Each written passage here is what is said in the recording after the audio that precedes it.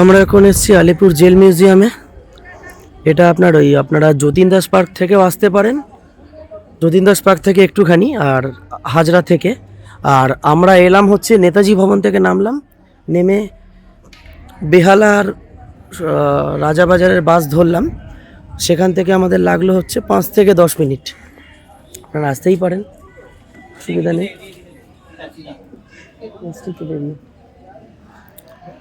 আমরা এখন ঘুরে দেখছি মিউজিয়ামটা। এন্ট্রি ফি কিন্তু 30 টাকা, আপনারা অনলাইনেও করতে পারেন। 30 টাকা এন্ট্রি ফি, অনলাইন আছে, অফলাইন আছে। আর লাইট অ্যান্ড সাউন্ড শো দেখতে গেলে আপনাদের পড়বে হচ্ছে পার হেড 100 টাকা, আর নর্মাল এন্ট্রি ফি হচ্ছে 30 টাকা। আর আপনারা 15ই ফেব্রুয়ারি আসলে একটা ভালো জিনিস দেখতে পাবেন, ভিনটেজ কার র্যালি, কার শো আছে। ওটার জন্য আলাদা টিকিট কিনে ওখানে মেনশন করা নেই, আপনারা জিজ্ঞেস করে নেবেন। 30 টাকা দিয়ে আপনারা ঢুকতে পারবেন এখানে। আপনাদের জাস্ট দেখাচ্ছি আমি জায়গাটা, একটুখানি এরিয়াটা দেখাই, দেখলে ভালো লাগবে। এখানে ভগৎ সিংয়ের ছবি রয়েছে, তাদের সহযোদ্ধারও ছবি রয়েছে, সিসিটিভি রয়েছে নজরদারি।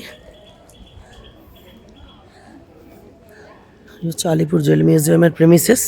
এখান দিয়ে আমরা ঢুকছি। ভিডিওগ্রাফি করা নিষেধ কিনা জানি না, আমাকে তো কেউ ধরলেন না, যদি করা নিষেধ হলো ধরতেন হয়তো। প্রেমিসেস এটা ঘুরতে কিন্তু অনেকক্ষণ লাগবে।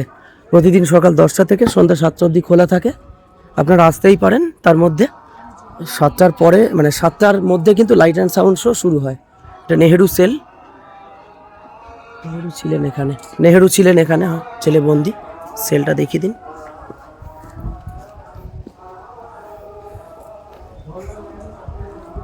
ইন্দিরা গান্ধীর একটা প্রতিমূর্তি। জওহরলাল নেহরুর সেল দেখুন, জওহরলাল নেহরু এই কারাকক্ষে ছিলেন 17ই ফেব্রুয়ারি 34 থেকে 7ই মে 1934 অবধি। দেখুন জওহরলাল নেহরুর সেল, এই কারাগারে ছিলেন ফেব্রুয়ারি থেকে মে পর্যন্ত। দেখুন আমরা এখন লাইব্রেরির সেমিনার হলে ঢুকছি। ভিডিও করতে দেবে কিনা জানি না, দেখি।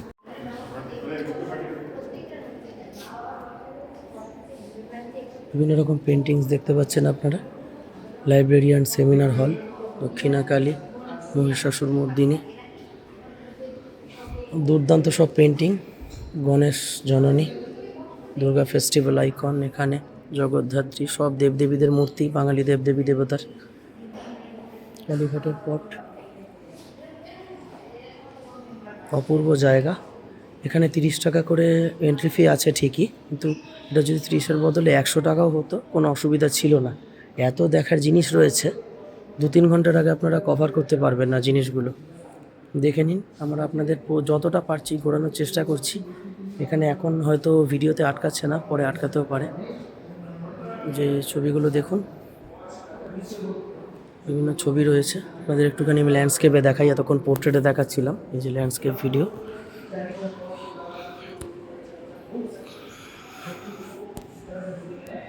সেন্ট্রালি এসি, গরমকালে এলেও কোনো অসুবিধা হবে না আপনাদের। 15ই ফেব্রুয়ারি আপনারা আসলে একটা জিনিস দেখতে পাবেন, ভিনটেজ কার র্যালি, কার শো আছে। ওটা 30 টাকা করে এন্ট্রি যেটা আছে, তার মধ্যে আপনারা 30 টাকার মধ্যে দেখতে পাবেন। এগুলো মনে হয় বিখ্যাত যামিনী রায়ের পেন্টিং আমার মনে হচ্ছে। হ্যাঁ, এটা যামিনী রায়েরই পেন্টিং, দেখেই বোঝা যাচ্ছে যামিনী রায়ের এই কায়দায় আঁকতেন। দুর্দান্ত সব আঁকা দেখুন, ফাটাফাটি আঁকা, অ্যামোরাস কাপল।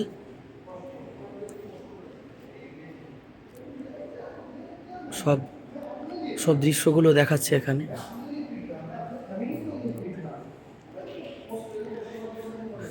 প্রেমের দৃশ্য দেখতে পাচ্ছেন। এখানেও একটা মিউজিয়াম রয়েছে ভেতরে, প্রচুর প্রচুর আঁকা এখানে। আচ্ছা, ভিডিওগ্রাফি অ্যালাও তো? Thank you. হ্যাঁ, ভিডিওগ্রাফি অ্যালাও আছে, চিন্তা নেই। দেখুন এখানে সব, এখানে বনবাস, এখানে বিভিন্ন রকম পটচিত্র, মদন ভস্য। এখানে সব চালচিত্রগুলো তুলে ধরা হয়েছে। দ্রৌপদীর বস্ত্রহরণ, মহাভারত, দশহরার দরবারে, the Dussehra Durbar of his highness the Maharaja of Mysore, মাইসোরের মহারাজা দশহরার দরবারে। হিউমার ইন হেভেন, সব ইংলিশ বাংলায় লেখা। আর ওটা হচ্ছে এন্ট্রি গেট, পাশেরটা আপনার এটা এক্সিট গেট, পাশেরটা এন্ট্রি গেট। বাদ বাকিটা আপনাদের আরও ঘুরে দেখাচ্ছি। এটা অনেকক্ষণ লাগবে, এখন আপনারা দেখতে থাকুন। ভিডিওটা একটু বড় হতে চলেছে, প্লিজ কিছু মাইন্ড করবেন না, কারণ পুরোটা দেখাতে গেলে একটু ভিডিওটা বড় হতে পারে, আমি আগেই বলে দিচ্ছি। প্লেসেস নিয়ার ক্যালকাটা দেখতে পাচ্ছেন, শ্রীরামপুর ড্যানিশ কলোনি এখানে লেখা আছে, দেখে নিন। ব্যান্ডেল পর্তুগিজ কলোনি, মুর্শিদাবাদ, ঢাকা, চুঁচুড়া, চন্দননগর, শ্রীরামপুর, লেজেন্ড যেগুলো আছেন, Fort William, Victoria Memorial Hall, Dalhousie Square, Writers' Building, saint John's church, সব রয়েছে এখানে, দেখুন, দেখতে পাবেন।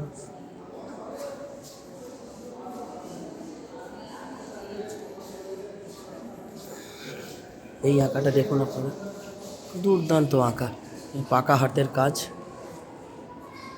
এখানে আঁকা রয়েছে বিজয়া কপি, শ্রী শ্রী রাজরাজেশ্বরী, কালী কৃষ্ণ মাতা, বিজয়া, মহাভারত সব পুরাণের ইয়েগুলো লেখা রয়েছে, মহাবীর হনুমান, গোপীগণের বস্ত্রহরণ, মহিষাসুরমর্দিনী। আমরা এখন যাচ্ছি প্রিজন লাইফ ইন আন্দামানস, দ্বীপান্তর, যেটা আপনার সেলুলার জেলের বন্দি জীবন। সরি, ঠান্ডা লেগেছে একটুখানি। আচ্ছা, এটা কিন্তু নো স্মোকিং জোন, এখানে স্মোকিং করা স্ট্রিক্টলি প্রহিবিটেড, ধূমপান করা একদম নিষিদ্ধ। সরি, পুলিশ মিউজিয়াম আছে, 1 নম্বর 2 নম্বর সেলে যাই আমরা। প্রিজন লাইফ আন্দামান সেটা পরে দেখবো, আমরা আগে 2 নম্বর সেলে 1 নম্বর সেলে যাই। দেখুন কি লেখা আছে, কক্ষের ভিতরের অংশ দেওয়াল দিয়ে বিভক্ত করা, যাতে প্রবেশ বিভাগে 50 জনের বেশি বন্দীদের রাখা না যায়। অডিও গাইডের জন্য এখানে স্ক্যান করতে পারেন, 1 নম্বর 2 নম্বর সেল আছে। এখানে অডিও মানে এখানে অডিও গাইডের জন্য, আর এখানে সেলের, এখানে যেহেতু উপরে না যাওয়ার জন্য আছে, এখানে বন্ধ। এইটা বন্দীদের জীবদ্দশা, দেখুন বন্দীরও জীবদ্দশায় কীরকম কষ্টে থাকতেন। স্বাধীনতা সংগ্রামে যারা বন্দী হয়েছিলেন ইংরেজদের হাতে, বিনা কারণে অত্যাচারিত হতেন, আমাদের বাঙালি যে বন্দীরা, বিপ্লবীরা, তাদের কষ্টের জীবন এখানে দেখা যাচ্ছে। মানে এখানে ফিল করতে পারছি আমি, এখানে এসে যারা বন্দি থাকতেন তারা ফিল করতেন। আমি তো সেরকমভাবে ফিল করতে পারবো না, তবুও জিনিসটা, মানে বন্দির এটা সেলটা রয়েছে, কক্ষ, বাকিটা আপনাদের দেখাচ্ছি। এখানে রাজনৈতিক বন্দীদের বা বিপ্লবীদের জীবনযাপন এখানে থাকলে টের পাওয়া যায়।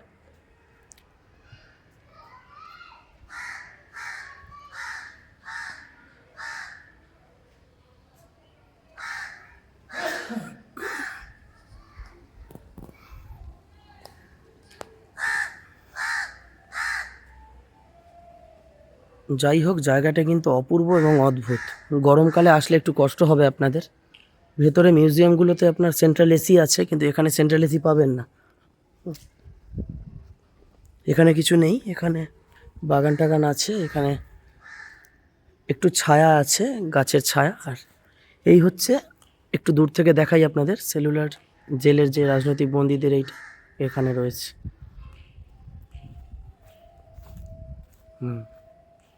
আমরা প্রিজন লাইফ আন্দামানের ওই দিকটা যাই, ওখানে দেখে আপনাদের ফার্দার ভিডিও করে দেখাচ্ছি। আমরা এখন চলেছি প্রিজন লাইফ ইন আন্দামান, দ্বীপান্তরের বন্দি জীবন নিয়ে। ওয়াচ টাওয়ার, নজরদারির জন্য মিনার, নজরদারি করা হতো এখান থেকে। ফিডিং রুম, খাবার জায়গা, উঠছি লোহার সিঁড়ি দিয়ে।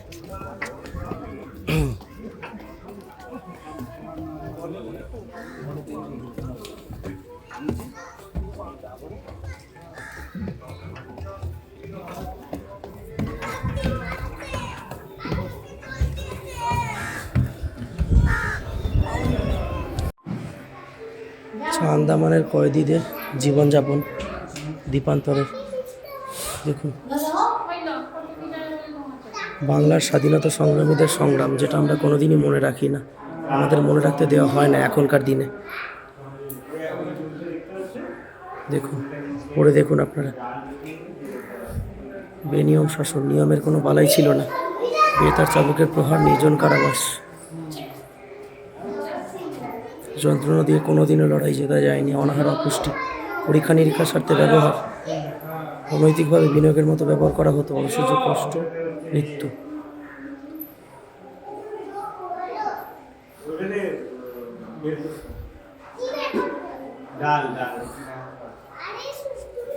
ঘানি পেশাইয়ের জন্য কীরকম অমানসিক ওষুধের মতো বিহেভ করা হতো এনাদের সাথে। দেখুন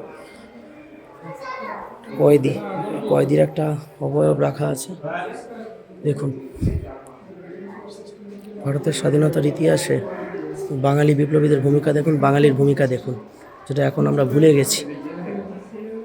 আমাদের ভুলতে দেওয়া হয়েছে গত 10-12 বছরে।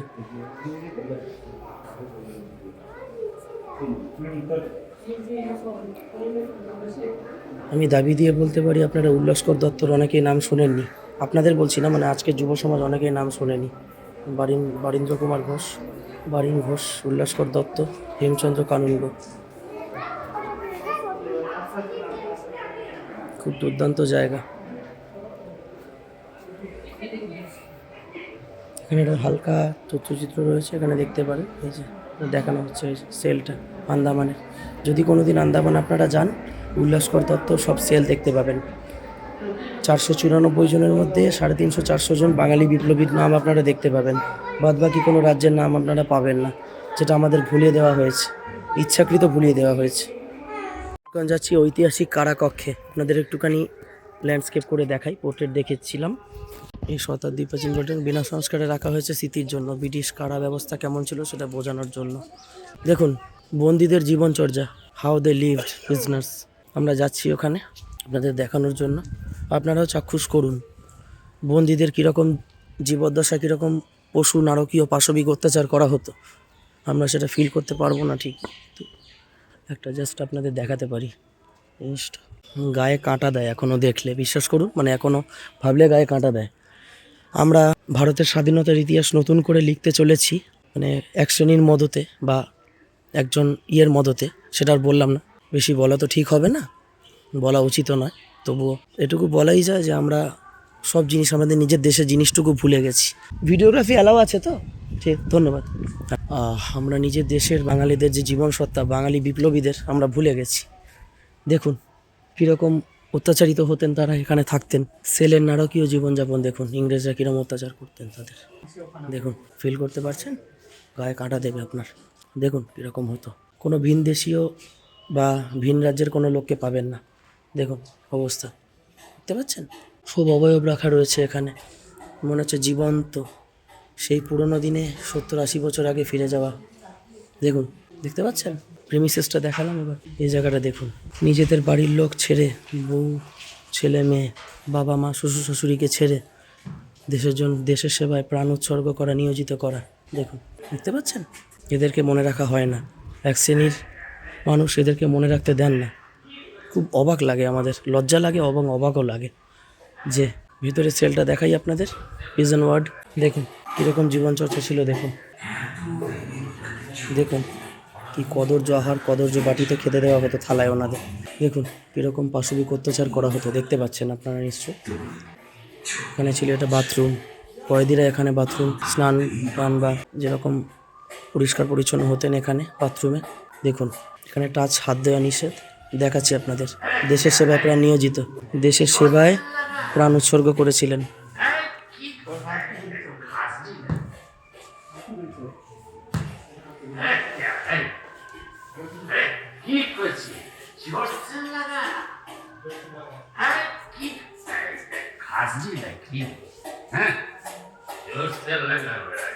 বুঝতে পারছেন কীরকম নারকীয় অত্যাচার হতো ইংরেজদের দ্বারা এদের। দেখুন এক শ্রেণীর মানুষ আমাদের ভুলিয়ে রেখে দিয়েছেন, বাঙালিদের হেয় করছেন এখন দিকে।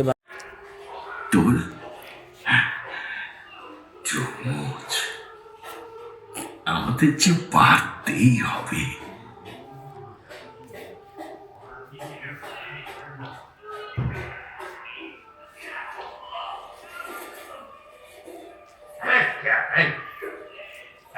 কি করছি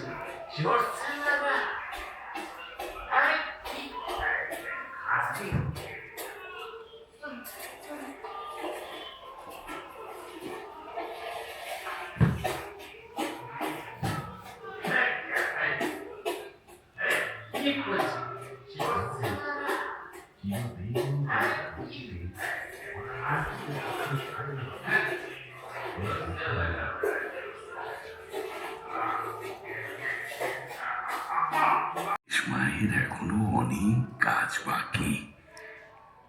মুখ তোল, তোল, চোখ মুছ, আমাদের যে পারতেই হবে। আমরা এখন এলাম আলিপুর মিউজিয়ামের, জেলের যে পুলিশ মিউজিয়াম আছে সেখানে এলাম।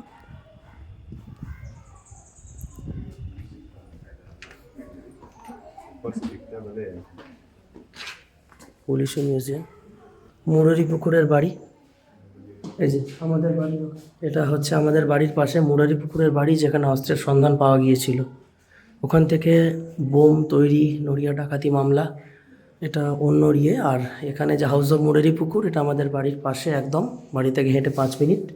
আর্মসগুলো দেখছেন, সত্যেন্দ্রনাথ বোস নরেন গোসাইকে এই ইয়ে দিয়ে মেরেছিলেন, এই বন্দুক দিয়ে। নরেন গোসাই যিনি বিপ্লবীদের ধরিয়ে দিতেন, তাকে সত্যেন্দ্রনাথ বোস এই বন্দুক দিয়ে হত্যা করেন। ভূপেন্দ্র কিশোর আচার্য 5 চেম্বার রিভলভার উদ্ধার করা হয় 1717 সালের সেপ্টেম্বরের 10 তারিখে। খুলনা যশোর গ্যাং মেম্বারদের দ্বারা ব্যবহৃত পিস্তল দেখুন। এটা কিন্তু কোনো রকম রেপ্লিকা নয়, অরিজিনাল। ব্রাস বোম, পিতলের বোম, লোহার বোম, শেল দেখুন। বুক বম সেন্ট, বইয়ের ভেতরে বোমা, মানিকতলা কনস্পিরেটর, ষড়যন্ত্রকারীদের দ্বারা ডিএইচ কিংসফোর্ডকে যে বোমাটা পাঠানো হয়েছিল। Copper bomb case, bomb shell, large wooden bomb, কাঠের বোমা, brass bomb shell. Kanailal Dutta Naren গোসাইকে আলিপুর জেলে 1908 সালে হত্যা করেন এই বন্দুক দিয়ে। পিতলের বোমার খোল। হ্যাঁ, উনিও বিপ্লবী, আমার বাবাও বিপ্লবী। শেষের দিকে অরবিন্দ ঘোষ আধ্যাত্মিক হয়ে যান। বারিন ঘোষকে সহ্য করতে পারতো না যতীন্দ্রনাথ মুখোপাধ্যায়। হ্যাঁ, বিপ্লবী বারিন ঘোষ, ওই নিয়েই তো আমাদের কুলডাঙ্গার নাম, বিপ্লবী বারিন ঘোষ সরণি। নরেন্দ্র ব্যানার্জি শিবপুরে, এখান থেকে আগ্নেয়াস্ত্র উদ্ধার করা হয়। এই আগ্নেয়াস্ত্রটি দেখতে পাচ্ছেন। আলিপুর কনস্পিরেসি কেস দেখুন। সিপি বিচক্রফট, দ্য জাজ who presided over the trial. Aurobindo Ghosh, book bomb sent to DH Kingsford. Hemchandra Das, ফরেশ মৌলিক, ডিএইচ কিংসফোর্ড, ওনাকে পাঠানো হয়। দেখুন পুরো জিনিসটা।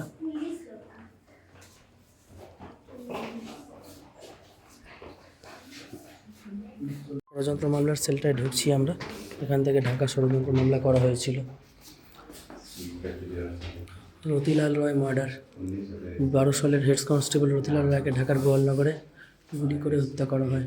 রায় বিপ্লবীদের বিরুদ্ধে মামলায় সাক্ষ্যদানের জন্য বিশিষ্ট হয়েছিলেন।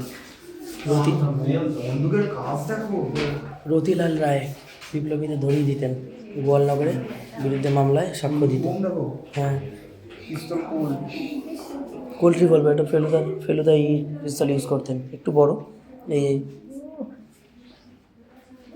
কোল্ট্রি ভলভার দেখুন, কতটুকু বন্দুক দেখুন। এই যে এই দেখতে পাচ্ছেন। তারাপদ ভট্টাচার্য, কুমিল্লা এক্সটর্শন কেস, চাঁদাবাজি মামলায় 6 চেম্বারের রিভলভার। ঢাকা কনস্পিরেসি ষড়যন্ত্র মামলায় এই বন্দুকগুলো ব্যবহার করা হয়েছিল। সত্যিই দেখার মতো জিনিস, বলতেই হবে। বম শেল, কতটুকু বোমা দেখুন, বোমার খোল, কত রকমের বোমা, চৌকো। 5 চেম্বার, ক্ষেত্র ব্যানার্জি লেন, শিবপুর, হাওড়ায় 1 সেপ্টেম্বর 1913 সালে পাওয়া গেছিল। ঢাকার ষড়যন্ত্র মামলায় ছোট্ট একটা জিনিস বলে দিই। 1906 সালে ব্যারিস্টার প্রমথনাথ মিত্র বিপিনচন্দ্র পালের প্রচেষ্টায় কুলীন বিহারী দাসকে ক্যাপ্টেন করে ঢাকা অনুসরণ সমিতি গঠিত হয়। পড়ে নিতে পারবেন আপনারা, দেখুন।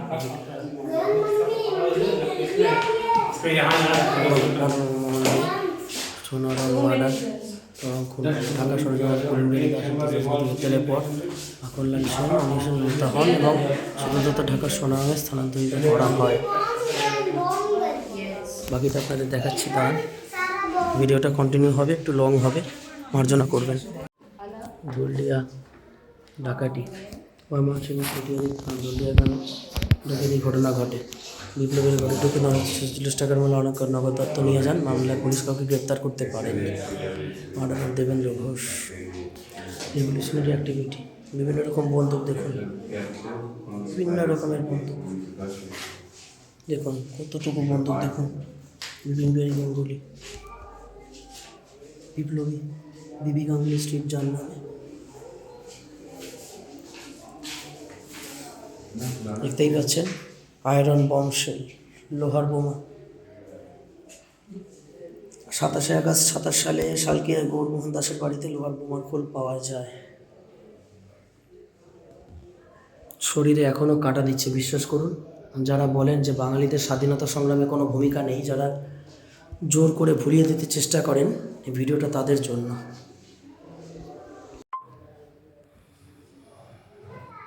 পুলিশের ওপর হামলা। 14 সালের শুরুতে বিপ্লবী কার্যকলাপ বিহার, যুক্তপ্রদেশ, পাঞ্জাবে কিছু অংশে ছড়িয়ে পড়ে।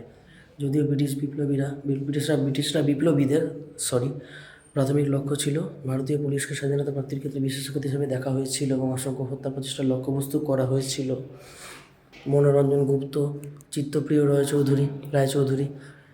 আগরপাড়ায় 1915 সালে ডাকাতি। মাখন ঘোষ, বিপিন বিহারী গাঙ্গুলি, বিমান ঘোষ, আশুতোষ চট্টোপাধ্যায়, সন্তোষ মুখার্জি 1080 টাকার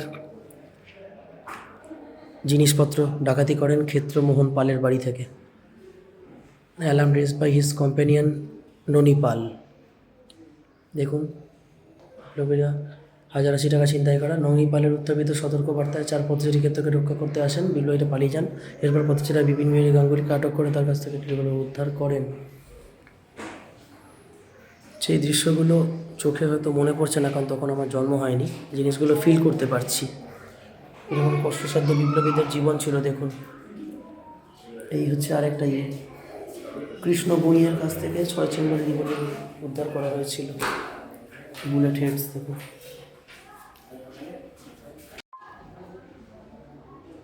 এটা হচ্ছে শিবপুর ডাকাতি। MM মিত্র, মুরারিমোহন মিত্র নামে আগরপাড়া ডাকাতির চেষ্টার তদন্তের সময় পুলিশকে সহায়তা করেছিলেন। 25 আগস্ট 1915 সালে রাত 11টায় আগরপাড়া তার বাড়ির দরজায় শিরিষ পাল মাখন ঘোষ তাকে গুলি করে হত্যা করেন। বিপ্লবী গুলিচালন একজন কনস্টেবলকে আহত করেন। শিবপুরে ডাকাতি।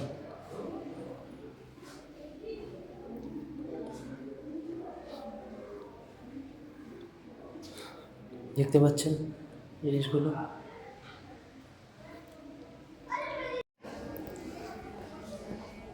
আমরা এলাম এখন আলিপুর জেল মিউজিয়ামের একটা সংগ্রহশালায়।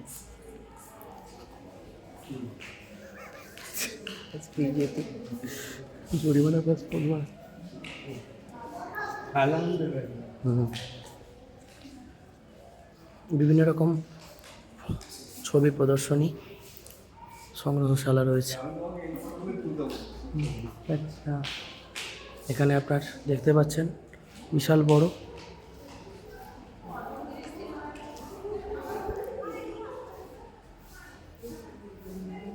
দুর্দান্ত ফটোগ্রাফি, শালিকের ছবি দেখুন।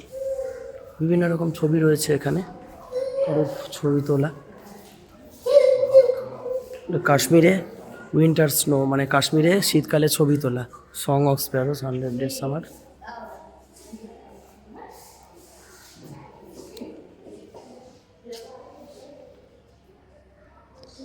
সেন্ট্রাল জেল মিউজিয়ামের ক্ষুদিরামের ফাঁসির মঞ্চে ভারতের কনিষ্ঠতম বিপ্লবী শহীদ ক্ষুদিরাম বোসের স্মৃতির উদ্দেশ্যে আমরা ঢুকছি এখন ফাঁসির মঞ্চে। ভিডিওগ্রাফি অ্যালাউ আছে তো দাদা? Videography, thank you.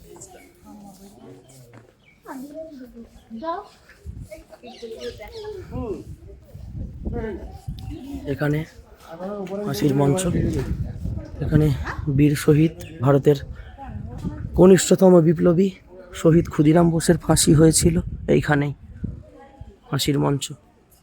বুঝতে পারছেন? এই হচ্ছে স্বাধীনতার ইতিহাসে বাঙালিদের ভূমিকা। বারবার বলুন, ভুলতে দেবেন না, ভুলবেন না, বারবার বলুন, এই হচ্ছে ভূমিকা। প্রাদেশিকতায় আমিও বিশ্বাসী নই, কিন্তু একটা শ্রেণীর যখন আমাদের ভুলিয়ে দেওয়ার চেষ্টা করে তখন এটা মনে করাতে হয় আর কি। যে ভারতের স্বাধীনতা সংগ্রামের ইতিহাসে বাঙালিদের ভূমিকা, বাঙালি বিপ্লবীদের ভূমিকা কী রয়েছে দেখানো।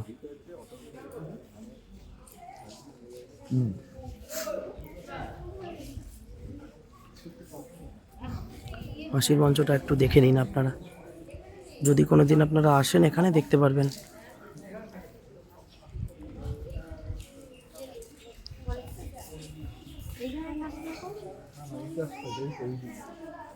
এখানে খাবার দাবার জায়গা, বেসিন ছিল, ওখানে হাত ধুতেন ওখানে ওনারা বিপ্লবীরা।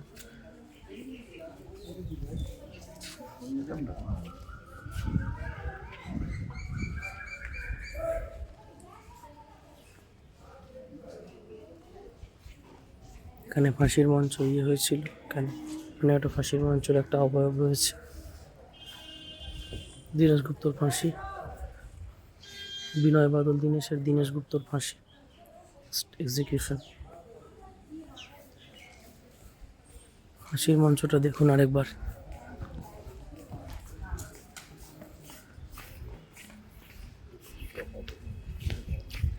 এই দেখুন, এখানে ভারতের কনিষ্ঠতম বিপ্লবী বীর শহীদের ক্ষুদিরাম বসুর ফাঁসি হয়েছিল এখানে। ভুলবেন না, ভুলতে দেবেন না। যারা আমাদের ভুলিয়ে রাখতে চায়, খুবই বাজে কথা এটা, খুবই জঘন্য কথাবার্তা। যদিও আমরা এটা ইয়ার্কির স্বার্থেই বলি, অসুবিধা নেই, বলতে পারো। আমরা বিপ্লবীদের নিয়েও আর কি ছাড়ি না বিদ্রুপ করতে, তাই বললাম আর কি। অদ্ভুত জিনিস, আমাদের হাসি পাচ্ছে ঠিকই। ওপরে দেখুন, বিপ্লবীদের এখানে এখানে বিপ্লবীরা জেল থেকে এখানে দেখতেন, তাকিয়ে থাকতেন আশায় যে কখন ওনাদের ছাড়া হবে, মুক্তি পাবেন ওনারা।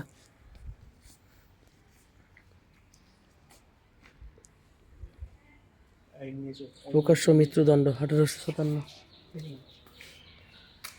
গাছেই ফাঁসি দেওয়া হতো। ফাঁসিকার শৃঙ্খলা রক্ষার অন্যান্য সরঞ্জামে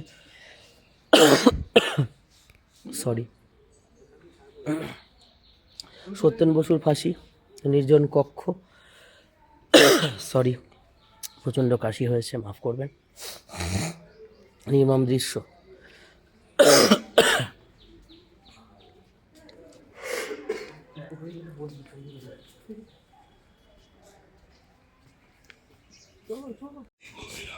ফাঁসি দেওয়ার আগে এই কক্ষে রাখা হতো, যাতে তাদের কোনো রকম তারা আত্মহত্যা না করতে পারেন বা নিজেরা হত্যা করতে না পারেন।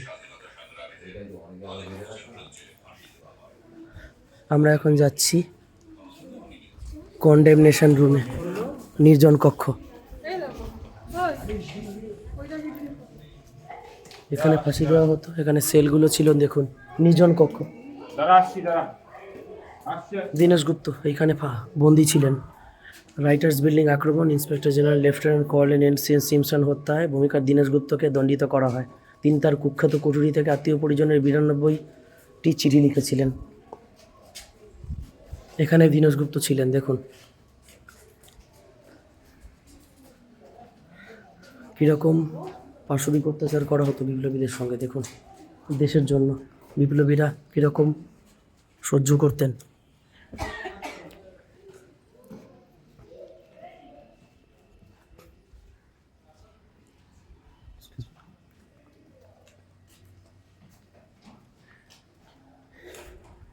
কয়েদিদের সেল, নির্জন কক্ষ এটা। কয়েদিদের সেল, এখানে শোয়ানো হতো, শুয়ে থাকতেন তারা। সেলের রুমগুলো দেখুন, বড় বড় লোহার দরজা, সেলের রুম।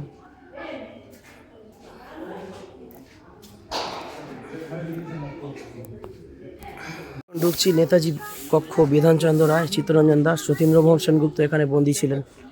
আমরা এখন ঢুকতে যাচ্ছি এখানে।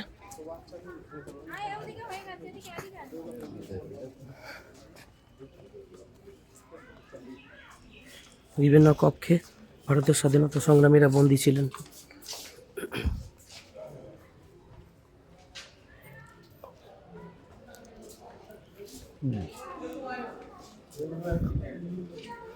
কক্ষগুলো দেখতে পাচ্ছেন, এই যে সেল। এইখান দিয়ে দরজা আটকানো থাকতো,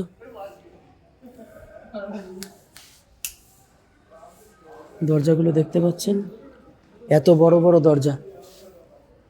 এখানে দেখতে পাচ্ছেন এই এখান থেকে যাতে ওরা হাত বাড়িয়ে খুলতে না পারেন, তাতে কতটা ডিস্টেন্স ছিল, যাতে কয়েদিরা হাত বাড়িয়ে এখানে খুলতে না পারেন। ভারতের অন্যতম স্বাধীনতা সংগ্রামী মুখ্যমন্ত্রী স্বর্গত বিধানচন্দ্র রায় এই কারাকক্ষে 5ই সেপ্টেম্বর 1930 থেকে 16 জানুয়ারি 31 পর্যন্ত বন্দী ছিলেন।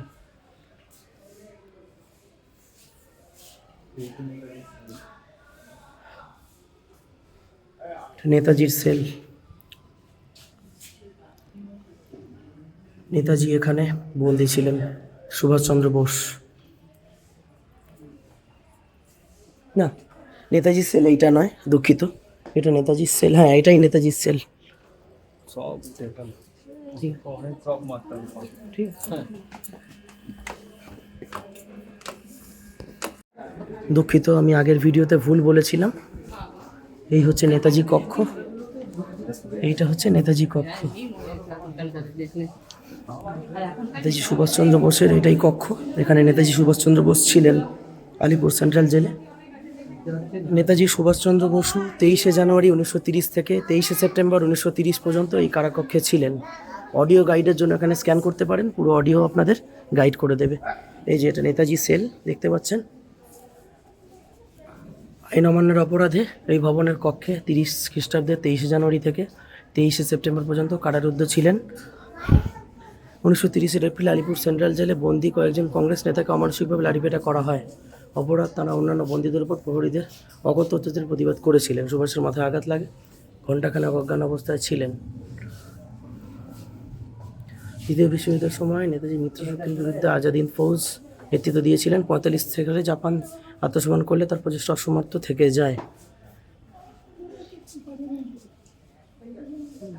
ভারত মায়ের বীর সন্তান নেতাজির কক্ষ এটা।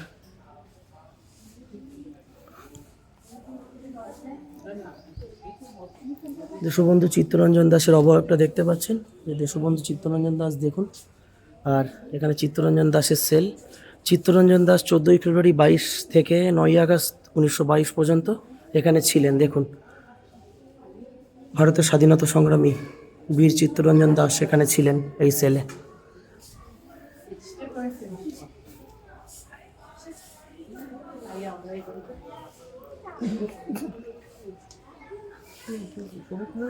যতীন্দ্রমোহন সেনগুপ্তের সেল এইটি। দেখুন, বিপ্লবী যতীন্দ্রমোহন সেনগুপ্তের এখানে ছিলেন সেনগুপ্ত। এপ্রিল 1930 থেকে 22 অক্টোবর 32 পর্যন্ত হইতে 5ই জুন 1933 পর্যন্ত এখানে কারাকক্ষে যতীন্দ্রমোহন সেনগুপ্ত ছিলেন। দেখুন,